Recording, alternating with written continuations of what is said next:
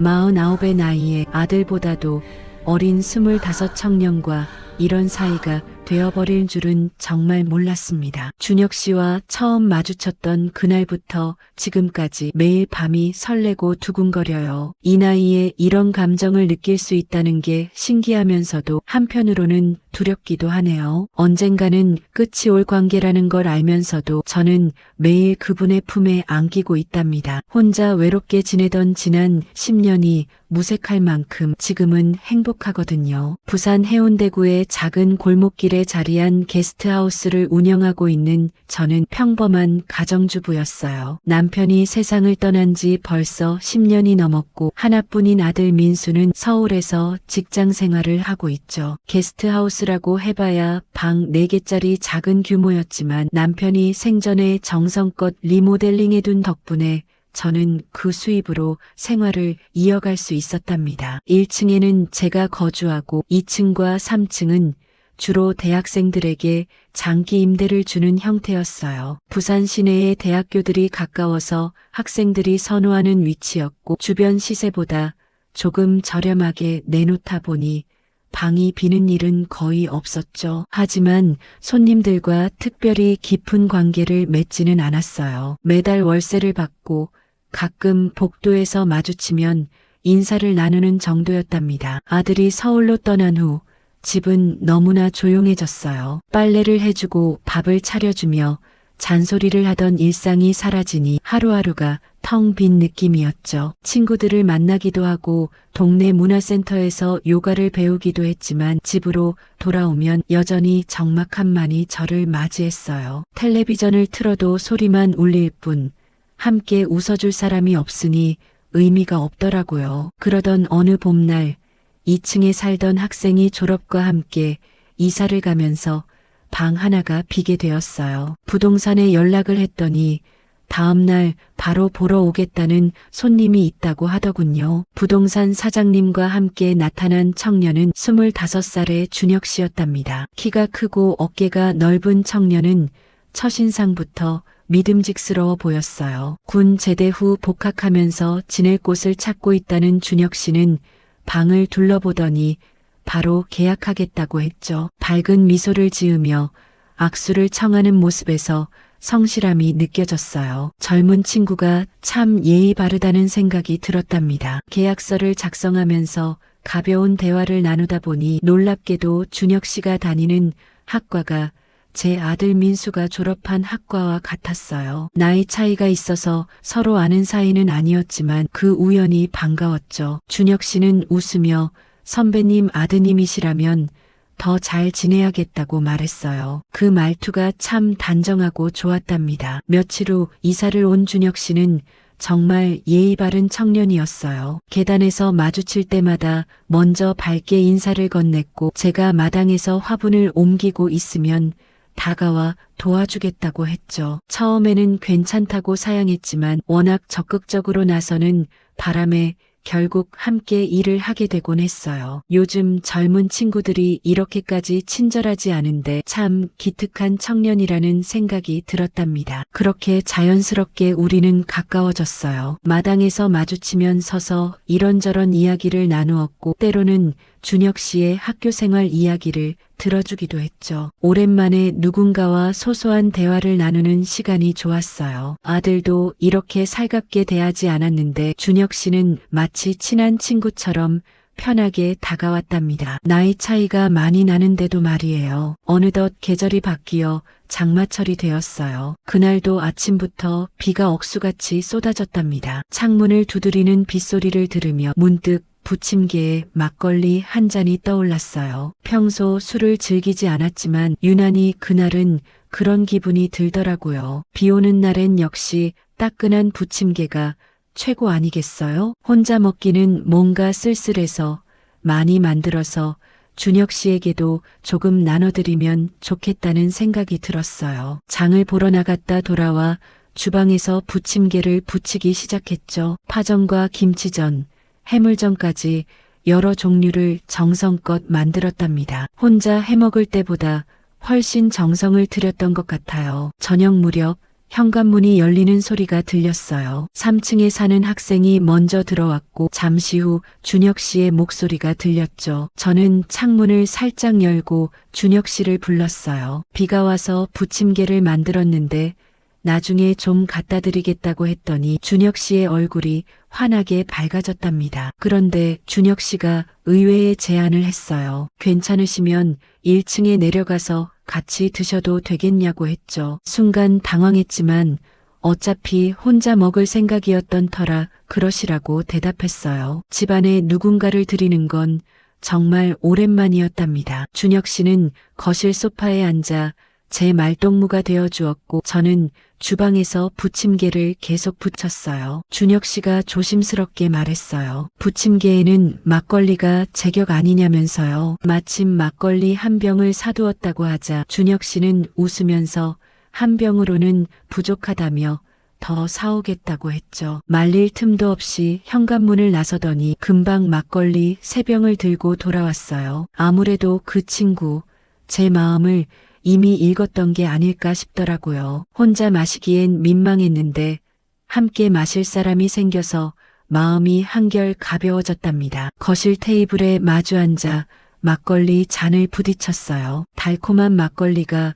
목을 넘어가자 온몸이 따뜻해지는 느낌이었죠. 준혁 씨는 제가 만든 부침개를 맛있게 드시며 계속 칭찬했어요. 오랜만에 누군가와 함께 식사를 하니 마음이 한결 편안해졌답니다. 밖에서는 비가 추적추적 내렸고 거실은 은은한 조명 아래 따뜻했어요. 술기운이 오르면서 우리는 점점 깊은 이야기를 나누게 되었죠. 저는 남편을 일찍 여의고 혼자 아들을 키운 이야기를, 준혁 씨는 군대 생활과 복학 후의 고민들을 털어놓았어요. 준혁 씨는 진지하게 제 이야기에 귀를 기울였어요. 고개를 끄덕이며 공감해주고 때로는 위로의 말을 건넸죠. 이런 대화를 나눌 사람이 없었는데 준혁 씨가 있으니 마음이 한결 가벼워졌답니다. 어쩌면 이렇게 편하게 느껴지는 걸까요? 어느새 막걸리 3병을 다 비웠어요. 술기운에 얼굴이 달아오르고 마음이 느슨해졌죠. 준혁 씨도 조금 취한 듯 보였어요. 그때 준혁 씨가 조용히 물었답니다. 오늘 여기서 자고 가도 되겠냐고요. 순간 심장이 빠르게 뛰기 시작했어요. 준혁 씨의 눈을 바라보니 그 눈빛에서 진심이 느껴졌죠. 저도 모르게 고개를 끄덕였답니다. 왜 그랬는지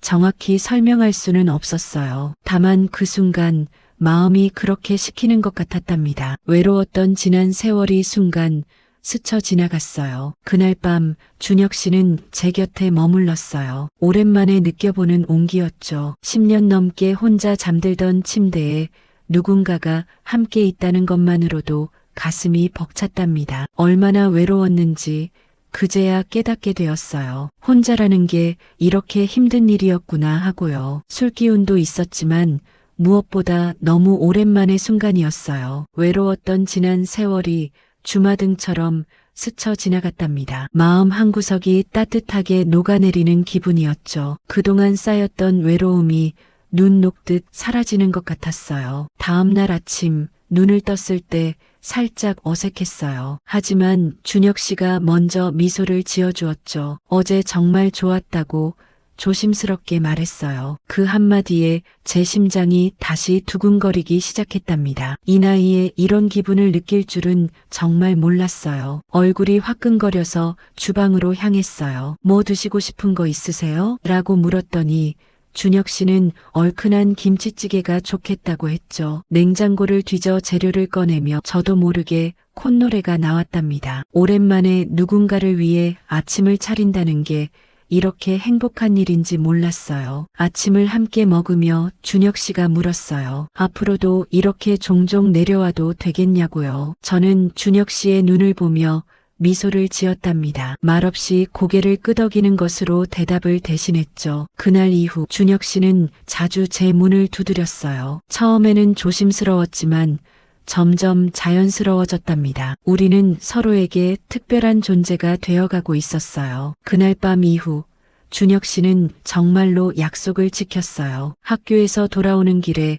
자주 제 문을 두드렸답니다. 처음에는 조심스럽게 노크를 하더니 점점 익숙해지면서는 편하게 찾아왔죠. 현관문을 열고 들어서면서 뒤에서 살짝 안아주곤 했는데 그럴 때마다 가슴이 두근거렸어요. 이 나이에 이런 설렘을 느낄 줄은 정말 몰랐답니다. 준혁 씨와 함께하는 시간은 언제나 행복했어요. 저녁을 함께 먹고 소파에 나란히 앉아 TV를 보거나 도란도란 이야기를 나누었죠. 가끔은 준혁 씨가 학교 과제를 하는 동안 옆에서 차를 내어드리기도 했어요. 마치 오래된 부부처럼 자연스러운 일상이 이어졌답니다. 이렇게 편안한 시간이 올 줄은 정말 몰랐어요. 밤이 되면 우리는 더 가까워졌어요. 처음에는 어색하고 부끄러웠지만 시간이 지나면서 점점 편안해졌죠. 준혁 씨의 품에 안겨 있으면 세상 근심이 다 사라지는 것 같았어요. 오랜 세월 혼자였던 제게 준혁 씨는 따뜻한 봄날 같은 존재였답니다. 외로움이라는 게 이렇게 깊숙이 자리 잡고 있었는지 그제야 깨달았어요. 하지만 한편으로는 불안한 마음도 들었어요. 25의 젊은 준혁 씨에게 언젠가 또래의 여자친구가 생기면 어쩌나 하는 걱정이었죠. 그럴 때가 오더라도 준혁 씨의 기억 속에 저를 좋게 남기고 싶었어요. 그래서 준혁 씨가 원하는 건 최대한 들어드리려고 노력했답니다. 후회 없이 지내고 싶었거든요. 어느 날 저녁 준혁 씨가 편의점에서 맥주 몇 캔을 사와서는 진지한 표정으로 이야기를 꺼냈어요. 평소처럼 장난스럽게 굴지 않는 모습에 무슨 일인가 싶어 주방으로 향했죠. 냉장고에서 소시지를 꺼내 볶고 냉동실에 있던 만두를 노릇하게 구워냈어요. 진지한 이야기를 나눌 때는 따뜻한 음식이 있어야 마음이 편하니까요. 식탁에 마주 앉아 준혁 씨가 맥주를 한 모금 마시고는 입을 열었어요. 이제 곧 졸업인데 진로를 고민하고 있다는 이야기였죠. 특별히 하고 싶은 일이 없어서 소방공무원 시험을 준비해볼까 생각 중이라고 했어요. 학과 선배 중 몇 명이 소방공무원으로 합격해서 일하고 있는데 보람도 있고 안정적이라고 했답니다. 김해에 계신 부모님께도 말씀드렸더니 몇 년간은 지원해 주시겠다고 하셨다는 이야기도 덧붙였어요. 그런데 시험 준비가 부담스럽기도 하고 앞으로 어떻게 해야 할지 고민이라더라고요. 저는 준혁 씨의 손을 가만히 잡으며 말했어요. 좋은 결정 같다고. 그리고 제가 뒷바라지를 해드리겠다고 했죠. 밥도 챙겨드리고 빨래도 해드리고 공부에만 집중할 수 있도록 도와드리겠다고 약속했어요. 스트레스 받으면 언제든 찾아오시라고 제가 힘이 되어드리겠다고 했답니다. 준혁 씨의 얼굴이 환해졌어요. 정말 그래도 되겠냐며 조심스럽게 물었고 저는 단호하게 고개를 끄덕였죠. 우리 준혁 씨 공무원 되는 거 제가 책임지고 도와드리겠다고 했더니 준혁 씨가 감사하다며 미소를 지었어요. 그 미소가 얼마나 예쁘던지요. 그날 밤 우리는 오랜 시간 이야기를 나누었어요. 준혁 씨의 꿈과 계획을 들으며 저도 함께 미래를 그려보았답니다. 비록 제가 함께 할 수 있는 시간이 얼마나 될지 모르지만 준혁 씨가 목표를 이루는데 조금이라도 도움이 되고 싶었어요. 누군가를 응원한다는 게 이렇게 행복한 일인지 처음 알았답니다. 일주일 후 준혁 씨는 정말로 인터넷 강의를 결제하고 공부를 시작했어요. 2층 방에서 열심히 공부하는 준혁 씨를 위해 저는 매일 방 청소와 빨래를 해드렸죠. 책상 위를 정리하고 환기도 시켜드렸어요. 공부하는 환경이 쾌적해야 집중이 잘 되니까요. 준혁 씨는